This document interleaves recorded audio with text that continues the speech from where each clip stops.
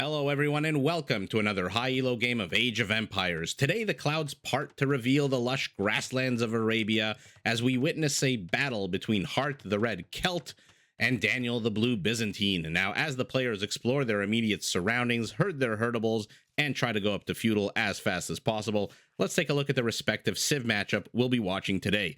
Now the Celts are a civ built around one thing, and that thing is speed. Their lumberjacks work faster, which is great because they need lots and lots of wood for their primary focus, which is siege. Their siege workshops work faster, their siege units fire faster, and their siege units can be upgraded to give them even more HP. I believe it's about 40%.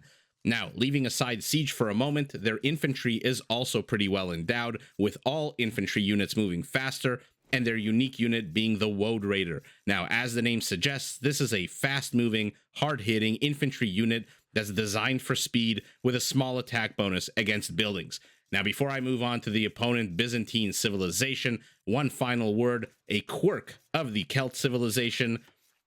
They can convert your herdables even if your herdables are standing next to your unit. So, ladies and gentlemen, lock up your sheep, or I guess in this case, geese, because the Celts can teeth these all day long. I would have loved to be a fly on the wall at the developer meeting when they were handing out civ bonuses and to hear exactly why they chose the Celts to give them a sheep stealing specialty. If anyone knows why, or the logic or the historical context for this, please do comment below. I would love to know why. It's one of the funniest bonuses, in my opinion, in the entire game. Now, the Byzantines. This is a civilization designed to take a punch to the face.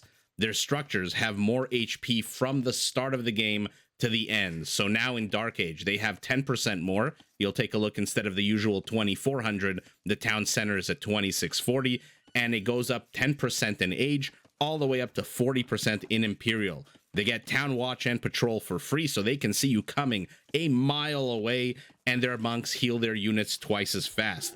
Now, they can also, in defense, spam so-called trash units for days, because their camel riders, their skirmishers, and their spearmen lines are all 25% cheaper.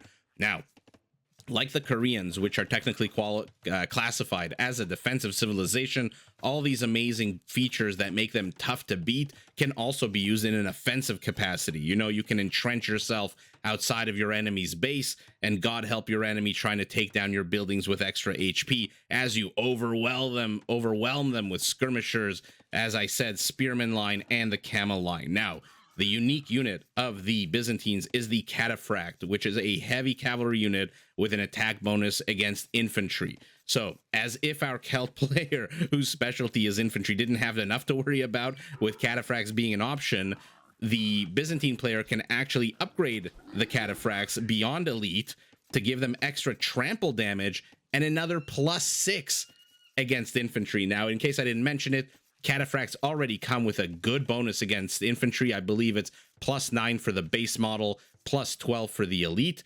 For some reason, it's +10 against Condottiero, which I don't think we're going to see today in a game between Celts and Byzantines. So overall, I would say the Byzantines are a fairly well-rounded civilization. Their tech tree is also surprisingly well-rounded. They have a decent infantry, cavalry, and archery line. So it will be very interesting to see how this game progresses. Will our Celt player play to the strength of his civ, which is infantry? And if so, will Daniel retaliate with the Cataphract, which is an infantry killing machine? That being said, let's take a look at where our players are situated as they both build up their economies. Heartt's base is not terrible. I don't like the gold in the front here, very exposed, but not hard to wall off. A natural wall off here on the western portion.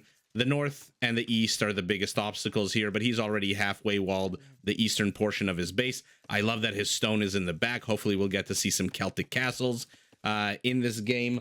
And I believe the Celtic castles can be upgraded to fire 25% faster, as well as their towers. So we'll see if he uses that back stone to his advantage. Daniel is sitting, I think, in a similar position. His gold also kind of in the front, off to the side. Unfortunately for him, his stone is very exposed here, and it's in fact outside his settlement walls here. And Daniel has opted to Okay, he's opted to kind of build backwards, let's say. He's established himself a nice chunk of land, but the front is completely open here with this town center, whereas Hearttt has taken a more traditional approach where his wall is a little bit further away. Now, as I've been yammering on about walls and palisades and piles of stone and rubble, both players are going up to Feudal with a nice 30 or so second advantage going to Hearttt. Let's take a look at the map itself. I would say a medium rush distance between both players. Lots of hills all the way around. Big open space to the east of Daniel's base, but a big open space to the west of Daniel. Sorry, to the east of Heartt's base, and a big open space to the west of Daniel's base. Unfortunately for Daniel, he's got resources here that can come under attack, and our Byzantine player has seen those resources. So take a look at Heartt's line of sight here. He's basically seen the entirety of Daniel's base with the exception of the eastern portion. What has Daniel seen of his opponent's base? Not much. So he roughly knows where it is, but has not gone to explore the eastern or the northern portion of the base. Hearttt putting on the weakest aggression possible at this stage of the game, or rather the strongest. Strongest and weakest, let's call it, with a very powerful scout cavalry tickling away 30 HP from this one house. And he sees the spearmen and immediately retreats. Remember that this spearman is 25% off. All spearmen must go. So Daniel can keep producing these for days, even though right now he's opting for economic upgrades and going up to 26 villagers off the back of his town center. Our red Celt player going up to 25. So fairly similar openings for the players. Let's see what structures they intend to build here to go up to castle. We've got an archery range and we've got a stable. So not the usual market blacksmith that indicates, a super duper fast castle, although you never know. Let's see if Hearttt decides to put out any aggression using these structures. Daniel, on the other hand, I see an archery range. And for now, that's all I see. So Daniel still needs one more structure before he can click up to castle. That being said, resource-wise, he is nowhere close. He is sitting at, a tenth of the resources that he needs. So let's keep an eye on that. I wonder if this means both players will be going for some kind of feudal aggression here. Scouts going opposite directions, both going back to their opponent's bases to see what they can suss out of their opponent's strategy. As I was talking about Daniel's resources, Heartt's resources are actually not much better, to be honest. They're worse food-wise, but a little bit better gold-wise. And now what's he going to see? So, okay, Daniel would do well, I think, to scout more of his opponent's base. Because Hearttt here has, now he's discovered the eastern portion of the base, but again gets shooed away by this one spearman who wishes he had a bicycle so he could catch up to the scout cavalry and poke him with his long stick. And let's see what Daniel builds as a secondary structure here. For now, still nothing, unless I am completely missing a structure. House is going down. Rather, one of my viewers was asking, is it proper to say going up or going down? I think the proper is going up because you are constructing a building from the ground upwards. But because I have the, everyone who watches this game kind of looks down on it from a God's eye view, I think of it as going down. So apologies, the correct terminology is going up, but I'm not going to stop saying going down just because I'm too old and I'm too settled in my ways, or too set in my ways, rather. Blacksmith going down here for Daniel, or rather going up. Okay, so now both players will have the structures. Both players are starting to accumulate the resources. I don't see any follow-up aggression by either player, although our Celt is sitting on 9 archers right now. Okay, getting a blacksmith himself. So he's going to populate this archery range. Unfortunately for him, Daniel did see this white-red flag at the top, which indicates there are units inside. Does he expect 10 archers, though? Probably not. Probably not. The scores are somewhat similar. It doesn't really indicate that your opponent has gone up to 11 military, although the scores are similar because he's sitting at 6 skirmishers. Okay, so interesting game sense here by Daniel, who builds skirmishers, not knowing what his opponent is building, and is the first to click up the castle. Our Celt is literally 100 foot away, so he is not too far behind. And we'll see what Daniel can do with his time advantage here. For now, reinforcing his base. Okay, not a bad idea. Like I said, these structures are all going to be 30% stronger in 2 minutes once he hits castle by virtue of that Byzantine construction bonus, 900 HP to the 750 of our Celt. Okay, let's see what he decides to do with these. Okay, perfect. Daniel scouts this, but doesn't pay any price for it. Half of the HP tickled off of the scout cavalry. Oh, interesting little move there by Daniel, sending his spearmen backwards. But he's got to be careful because this red spearman will destroy this cavalry. Why? Okay, he's running circles around him, loses his own spearmen. But here come the skirmishers. They're going to shoo away this archer force very easily. 10 skirmishers against 11 archers, both players in feudal. One attack bonus, one defense bonus, compared to just an attack bonus. So unit composition and upgrades in favor of our blue Byzantine player, who is 17, 15, 14 seconds away from going up to castle. Let's see what he intends to build. Right now, he's got a lot of wood. I don't see a market here, so he can't really sell that wood to build anything. Okay, putting down a town center and a monastery. In 15 seconds, we'll see what Daniel intends to do. His economy is much more well-rounded. He's got a lot more food. He's got a bit more gold. Neither player mining any kind of stone at the moment. This tower took up a bunch of stone from Daniel's, stockpiles. So I don't expect a second town center anytime soon. Okay, siege workshop going down for our Celt player. Big surprise. I like this location. It's not too far back. Got easy access to the base here, so he can run away fairly easily. And it's a good location. Crossbows are now done. These scout cavalry are not upgraded to light cav, and these are not elites. They have another 30 seconds or so before they become elites, so he wisely disengages, does Daniel, and loops around the southern end of this this forest here. Let's see if he manages to catch any units with this skirmisher force. He should back away. Yeah, you know, when you've got 12 seconds left before your upgrade kicks in, do you really need to take a fight? Okay, now they're elite. Now you can take the fight. But what do you have to support this? Nothing. He's got his original scout cavalry. This scout cavalry, man, being annoying. Heartt's getting a lot of vision, and he's got a knight out now. So this... Okay, I was trying to be quiet so we could see if the knight would get converted. I was going to say the skirmishers have to back away into the safe, welcoming arms of their monk, who, like I said, heals his units twice as fast as average. Second town center going down for Hearttt. Not a terrible location. Okay, demolishes demolishes the palisades. He's planning on expanding here to the north, apparently.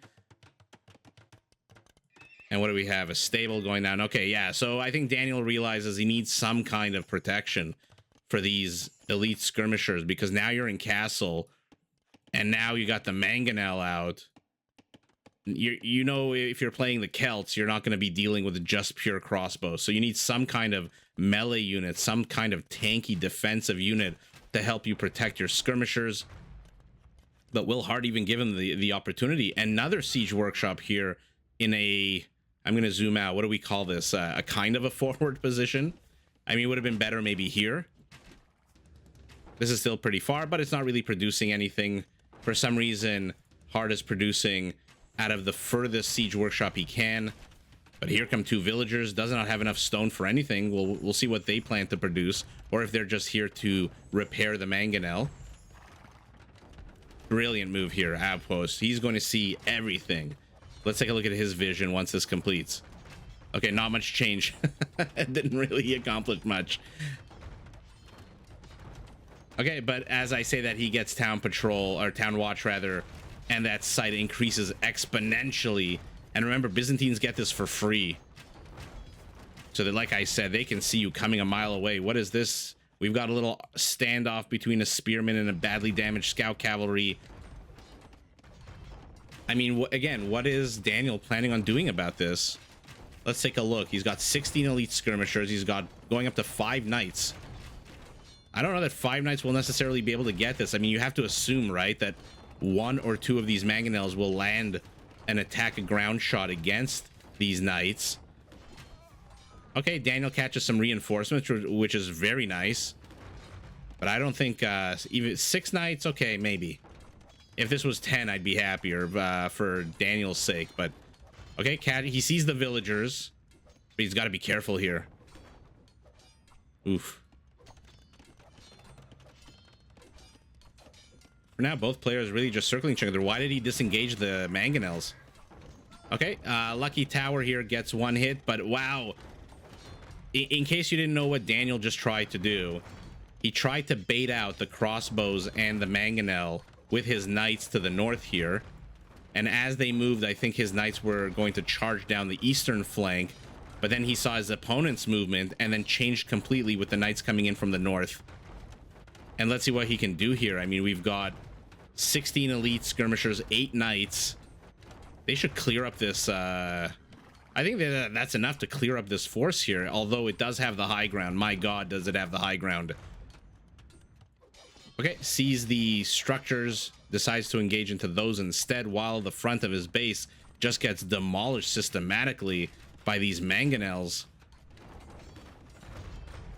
Okay, even with the hill advantage, these mangonels, 5 of them are going to take down this tower fairly quickly if he wants to. Apparently doesn't want to. And here we go. Daniel said he's had enough. Like I said, see, attack ground, you have to assume that you're going to lose a bunch of knights to attack ground. Oh God, look how tanky these crossbows are by virtue of being in the high ground. The skirmishers are having such a hard time dealing with them. And Daniel just lost almost all of his knights. He's been knocked down to 3. 1 monk out of Hearttt is trying to convert. Will lose 1. Okay, but he clears up all the mangonels. And here come 2 more knights. They're charging right into a full faith monk. Yeah, Daniel has to get on the high ground ASAP. Yeah, ignore the knight. Just get the crossbows at this point. I don't know who to favor in that battle. I mean, they both kind of bruised each other. Losing 5 mangonels basically, you know, just destroys the offensive capabilities of Heartt's force, right? I mean, he's got no damage dealer here. He's got 2 knights, but his opponent has 3 coming out, and he's got a 1 mangonel. Okay, so he's entrenching himself with a barracks here. Okay. I wonder what we'll see out of the barracks. A 3rd town center going down for our Celt player, a 3rd town center for our Byzantine player. Not a fan of either one of these locations. Like, no, never mind. This one's good. I missed the stone pile in my initial review. And Daniel says, you know what? I like the idea of raiding right now. Let's try to distract you. Give me some time. I am supply blocked at 95 for a little while. I need some time here to get my shit together so that I can come up with the proper counter, because now Hearttt is back with 2 mangonels, crossbows, monks, and 1 spearman. Going up to 3. So he's laying siege to the main town center. At the same time, these 2 knights have gotten almost nothing done except for a few villager kills. So they have not quite paid for themselves just yet. And Daniel finally going up to 9 knights. He's ceased all production of elite skirmishers, and he is focusing on villagers and on knights.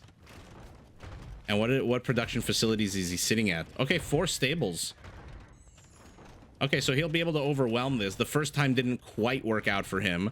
He didn't dislodge. I mean, he got massive amounts of damage done, killing 5 mangonels. But look at the spellcasters here. Got 1 convert already. Yeah, Daniel has to be careful. How do you maybe go elites forward?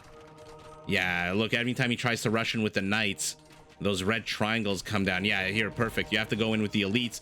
Nice flanking attack from behind, but when you go face forward with elites into 2 mangonels, you have to micro them a little bit better than this. Otherwise, oh my God, they just take a hit to the face. Not that he cares. Like I said, they're cheap. These are trash units. And for a second time in this game, Daniel has kind of, but not really, cleared out the aggression from the red Celtic player. What is this? Another siege workshop going down here. Okay, he's just hanging out here in the back, the laziest scout of all time. And these 2 knights, look at this. With 2 knights, he manages to distract 7 units of his opponent. So fantastic play here. That being said, he is now on the offensive, is Daniel, with 5 knights streaming across the map. But the bigger question is, what the hell is he going to do here? He's going up to 12 knights. These will get cleaned up eventually. I mean, what are the upgrades on them? Let's take a look. +1, +2 against a 0 +1. So upgrade advantage here, very much in favor of Daniel. Okay, neither player, sorry, have bloodlines, so we're not talking about the tankiest of knights fighting each other. And my god, Daniel and Hearttt just both going up villagers for days. Both will be at over 100 in a second. But yet again, this town center just comes under attack. Okay, Daniel's response is his own mangonel. Oh no, Hearttt was not paying attention, was looking elsewhere, loses 2 mangonels for free here. Wow, talk about cost efficiency on this mangonel. 2 mangoes and a monk. Fantastic trade here, but now Daniel is the one raiding Red's base. Okay, a bunch of villagers. I'm seeing a lot of blue on the mini-map here. He has sent out 7 villagers to collect this gold while under attack. How many of us would have the calmness and the cool demeanor to do that while his knights ransack? I mean, 7 kills for these two, 10 for these two. So these knights are paying for themselves. These villagers, okay, I thought he was going to do a backstab, but they are instead taking gold. And his military production is just knights for days, Daniel. Hearttt, on the other hand, more well-rounded, getting spearmen, getting more monks, rather, so he can convert his opponent's monks. Scouts still doing nothing, but knights now, 8 kills for these 3. They have to be shoot away, even though this spearman is not the strongest unit. The fact that these are so bruised, I mean, yeah, a strong gust of wind will knock that. Will knock 2 of those knights out. One adorable mango stuck on attack ground here. Hearttt microing his heart out. Okay, I think I was gonna say, did he just attack his own castle? No, he demolished it, thinks better of it. And now Daniel says, oh, you want to put a castle here? I don't think so. Here come my cheap camel units. Okay, and this is a more serious force here. I wonder if Daniel's strategy of distracting his opponent at home is the reason why Hearttt is going to give up. Or at least at this point, it looks like he's going to give up this center position. Building a very defensive castle here on a beautiful hill. But still a very defensive castle. Oh, Daniel. Building some stables. And now he has rendered with this castle the entire center of the map impotent for his opponent. So Daniel has now cleared out all this aggression. I don't see any other structures going down. A second castle going down, also in a kind of a middling position here. Okay, deletes the one that was very forward and replaces it with one that's very back. And now Daniel is clicking up to Imperial. He has upgraded his scout cavalry so that they are now light cavalry, even though he does not have a single one out on the map. A very cheeky town center in the back here. Oh no, now Tony the Tiger has joined in.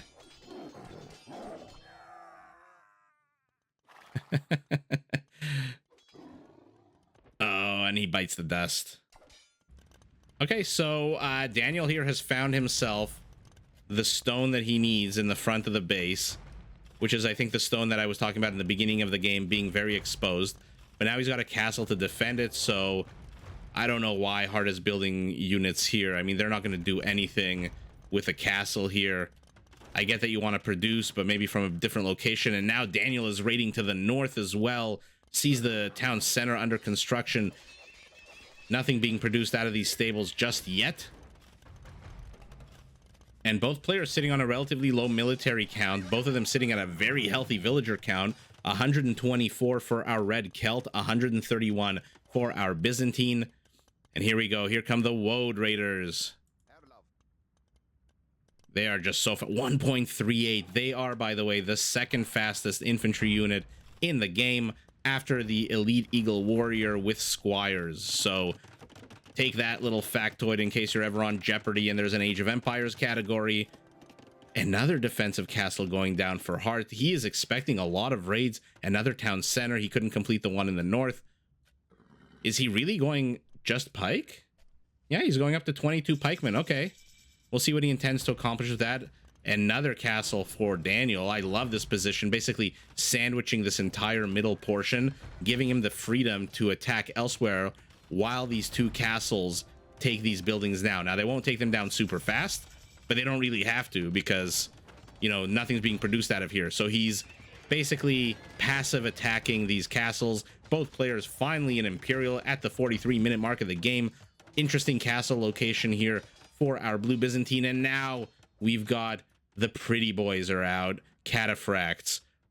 Let's see if he upgrades them to elite. For now, getting crop rotation, plate barding armor, and conscription to the halberdier and conscription of his opponent. Red getting out 2 trebs. Let's see where they are. A second one being built here. And where is the other one? Back in this castle? No, this is researching conscription and a treb in the back. Okay. So we'll see if Hearttt decides to go out onto the map anytime soon. He has taken a very healthy military advantage of about 10 units ahead of his opponent, but doesn't matter when your opponent is going cataphracts with their +9 attack right now against infantry units. Yeah, let's just watch how these players. Wow, look at this clump of cataphracts. Okay, 16 cataphracts going up to 22, and yes, they are going to be elite. So these guys are going to pack a +12 punch against these infantry units. Let's see how if they engage here. Oh no, no, Hearttt, retreat. This is not what you want, a battle you want to take. Oh my god, look at that. Look at that slaughter of what, 11 halbs for the cost of 1 cataphract. Oh, sorry about the zooming there. This base has not been dislodged just yet. Oh my god, these cataphracts are running amok. Loses 1 treb already. Okay, good. He manages to avoid a crisis there by losing multiple trebs. Not a bad idea here by Daniel to go halbs. Take a look at their speed, 1.15. Cataphracts are not the fastest of units at 1.49, but they are quite tanky. I mean, look at this, 150 HP, 5 pierce armor, 5 melee armor. Even with the attack bonus that the halbs get against them, I think that's kind of countered by the attack bonus the cataphracts get against the halbs, which, by the way, are at 60 HP to their 150. Okay, with Castle Fire. Maybe that's the trick here for our Celtic player, who is now being raided left, right, and center. Oh my god. He is being picked apart, but maybe that's the secret, is more castles, more halberdiers, and only engage into those spheres, like the game I casted recently, where our Slavic player just built an insane amount of castles to stop his opponent from using his quicker units and raiding him. This might be the answer to Heartt's problems here, but as of right now, he does not have an answer to these cataphracts. I mean, 30 halberdiers are not going to beat 33 cataphracts, especially elite. Okay, gates them off, but this house is weak. And they can just go around, but around they are gonna run face forward into a forest of halbs. And let's see what happens here. This is a bad decision here for Daniel. I mean, he's throwing away these units in the hopes that his... Oh my god, what a... Oh, is this why he GG'd? Oh no. So he finished building the gate, and right as he finished, it opened. So let's take a look. So he's building. And then this dumbass halberdier just goes straight in and attacks, or tries to attack, the cataphract. Oh my god, what an idiot that one halberdier was. And just let in all the cataphracts through the front gate. So this is 19 cataphracts that could have been, you know, kept here to the side while the castle and the halbs worked out killing these ones. More cataphracts here in the kind of the center of the base, like Cav attacking a house, not the best use. But I think Hearttt he must have seen this happen and just like rolled his eyes and said, what the actual fuck? Okay, here we go. Let's take a look at the stats. 67 cataphracts, not something you see every day. 127 halbs. APM goes to Hearttt at 179 to the 144 peak of our blue Byzantine player. Kill count here, not terrible, honestly. If you ignore these 73 villagers, the kill count is kind of not too different, right? 124 killed by our Celt, 255 killed by Daniel, of which 73 were villagers. So despite that, he's still sitting at 107 villagers. So great production here by Hearttt to keep a pace with villager production. I mean, how many of us would lose 73 villagers and be sitting on 107, right? Instead of like 50 or 60 at this point of the game. But I think this, I always say this, I know I'm like a new channel, a small channel, but if anyone knows Hearttt, or a friend of a brother, of a roommate, of a cousin knows Hearttt, please ask him to tell us, did he GG because of that one idiot halberdier here that literally opened the gates for the enemies, literally opened the gates for them. So I would love to know why, because he is sitting on a healthy amount of gold. He does have the Treb advantage. The castle did go down. I mean, we can see that his population is, what, 50 below his opponents. He can see the score. He can see that Daniel is, what is this, 3,500 points ahead. Although the score is, in my opinion, not the greatest indicator of where you are in the game. But he was being raided left, right, and center. He finally managed to stabilize, only to lose this center position here. And let's try to kind of play it out in our minds. What happens here? So the cataphracts, 28 elite cataphracts, 3,300 HP of infantry killing machines are now inside your base. What do you have? 18 halbs. Let's take a look at his production. Okay, 7 barracks. 1 isn't completed yet, so 6. 2, 3 in the immediate vicinity, and the rest up north. Okay, so yeah, I mean, if he had maybe a barracks here and here, maybe he would have continued.